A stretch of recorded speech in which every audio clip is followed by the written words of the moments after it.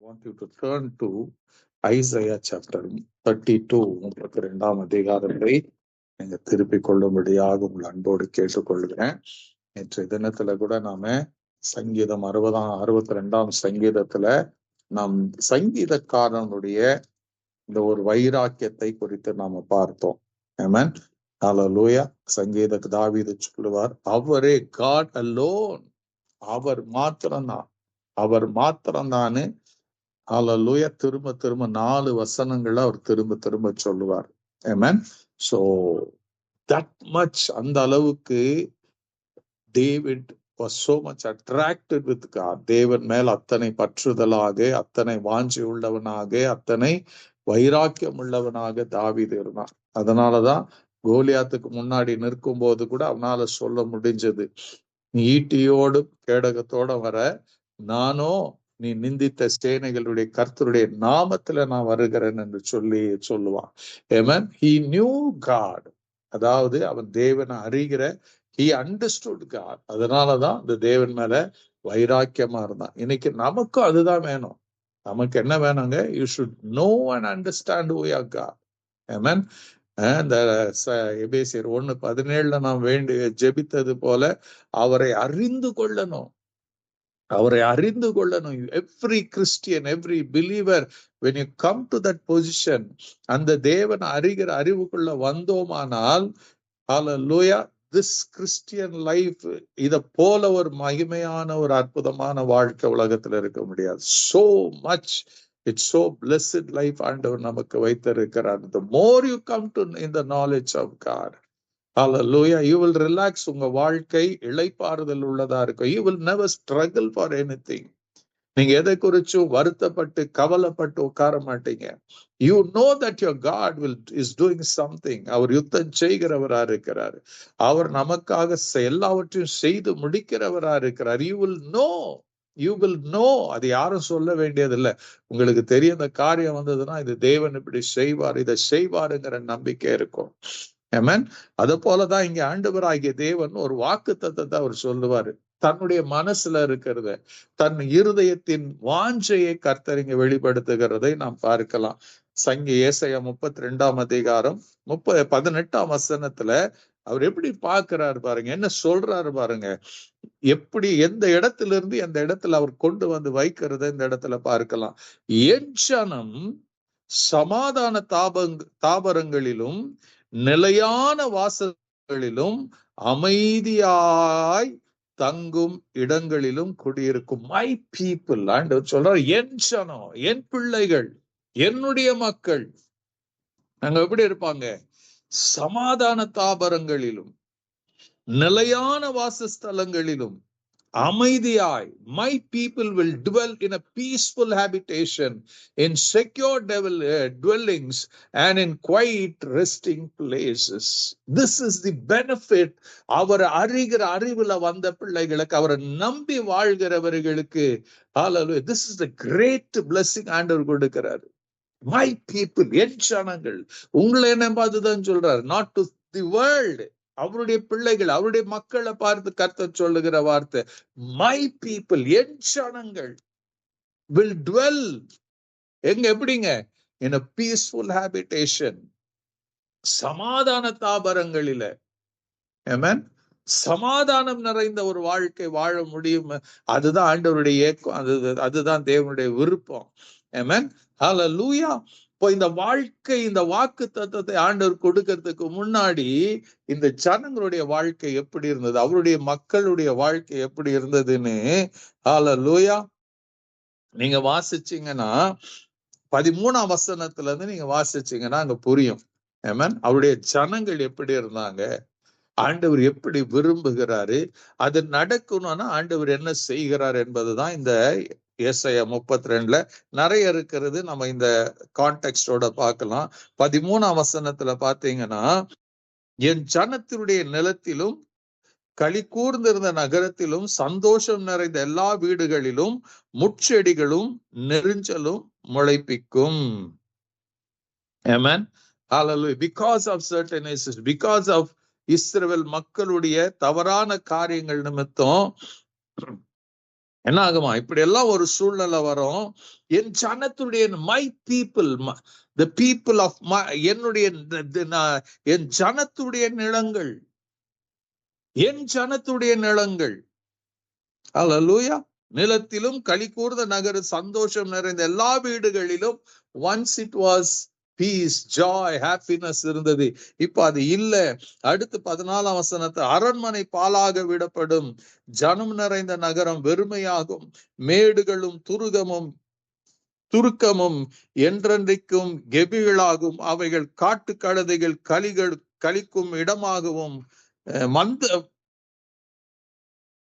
மந்தைகளுக்கு மேய்ச்சல் இடமாகவும் இருக்கும். It will be டெசோலேட்.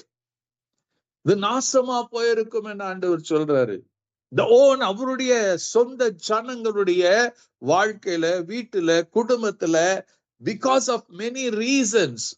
இன்னைக்கு இந்த சத்தத்தை கேட்கிற நீங்க கூட யோசிக்கலாம், வை என் வீட்டுக்குள்ள சமாதானம் இல்லை, ஏன் எங்க வீட்டுக்குள்ள குழப்பம், ஏன் என் வாழ்க்கையில இவ்வளவு போராட்டம், what is wrong with me, what is wrong?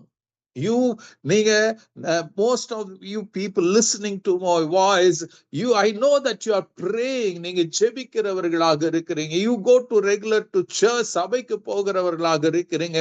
But சில காரியங்கள் when it comes, you are unable to, உங்களால் என்ன பண்ண முடியல, அதை ஜீரணித்துக் கொள்ள முடியல. அதை ஒவ்வொரு காரியத்தை பார்க்கும் போது you stumble, you struggle. என்ன பண்றது? Why it is happening?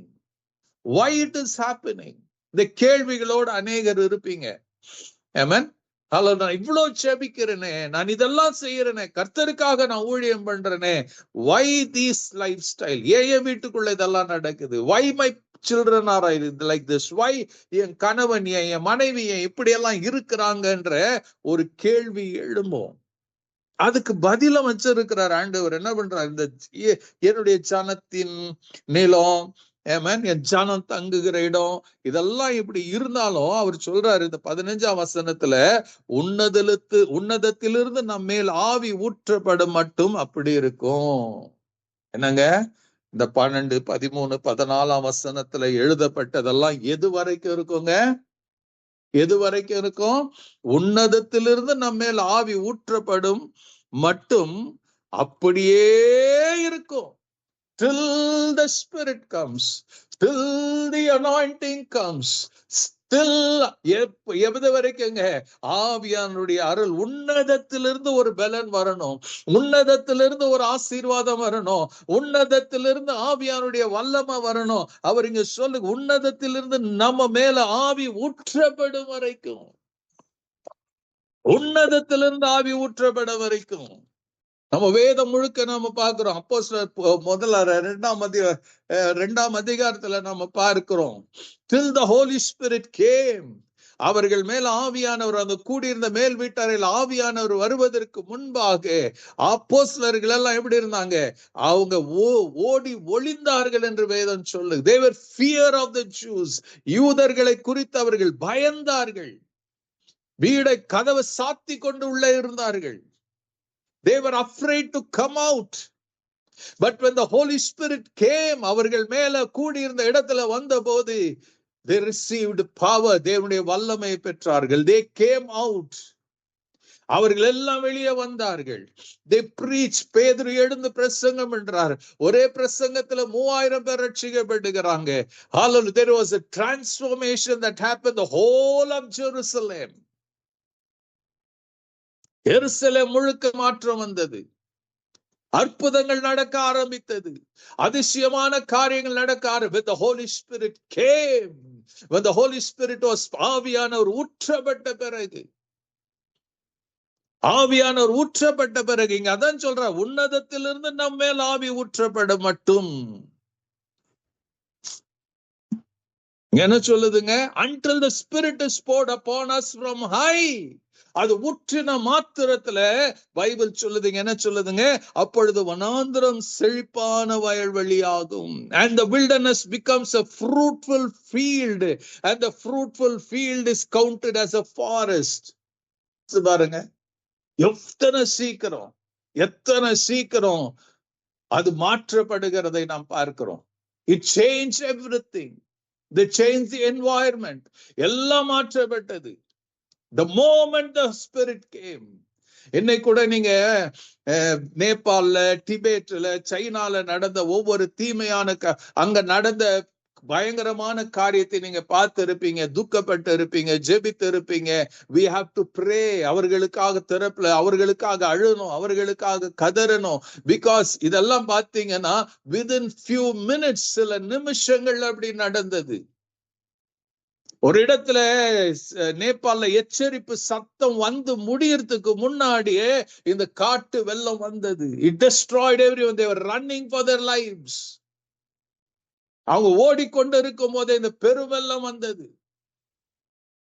Hallelujah. It changed the environment. அங்க இருக்கிற சூழ்நிலையை மாத்தினது, அங்க இருக்கிற எல்லாத்தையும் மாற்றுது. பிரிட்ஜுகள் என்னென்ன இருந்தது எல்லாத்தையும் இந்த தண்ணீரின் வேகம், அதற்குள்ள இருந்த வல்லமை, everything it transformed or changed. ஒரு chaos அங்க உண்டு பண்ணினது. பட் இந்த ஆவியானவர் ஊற்றப்படும் போது, இங்க சொல்லப்படுகிற உன்னதத்திலிருந்து நம்ம மேல் ஆவி ஊற்றப்படும் போது, ஊற்றப்படும் மட்டும் அப்படியே இருக்கும். Then when the Holy Spirit comes upon, everything changes. ஆவியானவர் உங்க மேல வரும்போது நீங்கள் வல்லமையை பெறுவீர்கள். Then you will become my witnesses in இயேசு சொன்னார் அப்போஸ்தலர் 1:8. சோ நம்முடைய வாழ்க்கையில ஹalleluya, உங்க வீட்டுக்குள்ள, உங்க பர்சனல் லைஃப்ல ஒரு மாற்றம் வரணும்னா you need the anointing of God. நம்முடைய வாழ்க்கையில தேவ பிரசன்னம் வேணும். அதனால்தான் மோசே ஜெபம் பண்ணார். ஆண்டவர் சொல்லுவார் மோசே கிட்ட, நான் இனிமேல் வரமாட்டேன், என் தூதனை வேணா அனுப்புறேன். மோசேயுடைய கதறல், ஆண்டவரே, if you are not going to come, don't take us from here. ஆண்டவரே, உம்முடைய சமூகம் எங்களுக்கு முன்னாடி செல்லாம போனா எங்களை இங்கிருந்து கொண்டு போகாதிரும். Don't take us from here. We need your presence. ஆண்டவரே, ஏங்குற மோசஸ். ஹல்லேலூயா. ஆண்டவர் சொல்றார், என் சமூகம் உனக்கு முன்பாக செல்லும், நான் உனக்கு இளைப்பா. My presence will go with you.